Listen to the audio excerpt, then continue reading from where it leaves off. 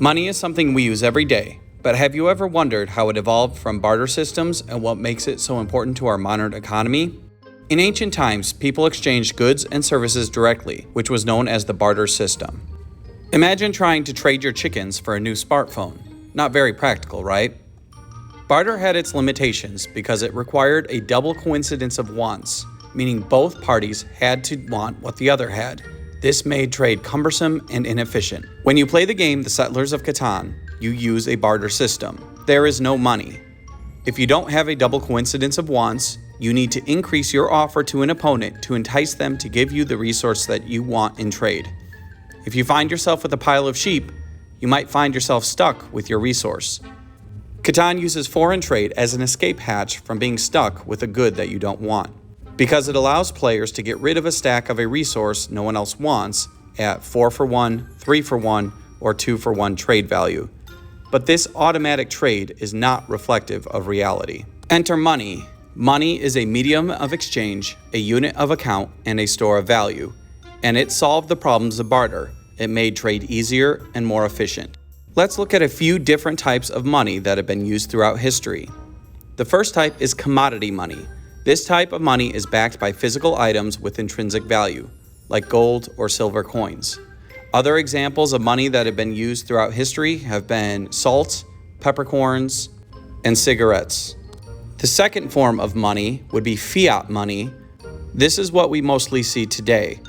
It has no intrinsic value and is not backed by anything else.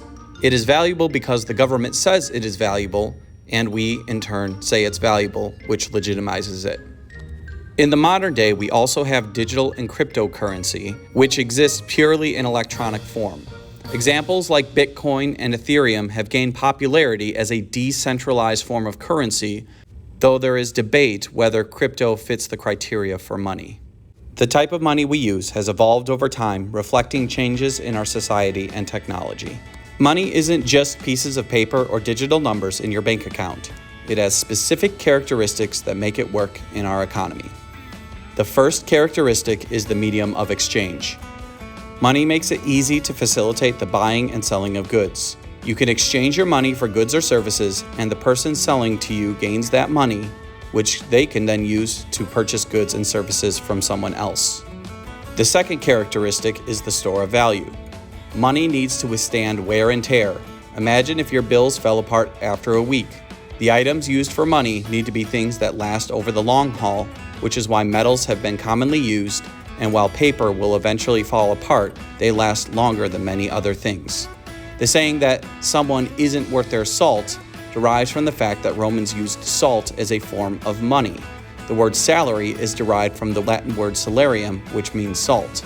Salt is a resource that will last a long time if not used, so it was a very good store of value in the Roman Empire. The third characteristic is the measure of value. Money is divisible into smaller units. A dollar can be divided into cents, and that makes small transactions possible, while allowing all transactions to be very precise. In addition to these three main characteristics, there are other characteristics of money that are important to make it functional and usable. The first of these other characteristics is portability. Money should be easy to carry and use. That's why coins and paper currency are designed to be convenient.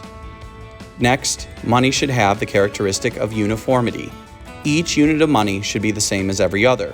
That's why a dollar bill is the same everywhere in the United States. Finally, money needs to have limited supply. There needs to be relative scarcity to maintain its value. If there are large amounts of currency printed, then that will drive up the prices of goods and cause high levels of inflation. So keeping the level of money relatively scarce is going to make it so prices stay low. This is a purpose of central banks then, to regulate the money supply. Money is used in many different board games, and it always fulfills the purposes mentioned above. While you can get creative in Monopoly and barter properties directly, there are costs and rents for those properties, and the same properties can be purchased with money. Power grid requires money to buy power plants and the resources to power them, and you receive money from people in the region who benefit from that power.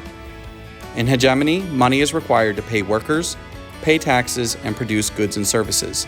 In any of these game settings, not having money available would grind the economy to a halt. Understanding the characteristics of money helps us to appreciate the stability and efficiency of our monetary systems, and how if this balance gets thrown off, it could have negative consequences to our economic system. So there you have it, the journey from barter to modern money, the different types of money, and the key characteristics that make money such a crucial part of our lives.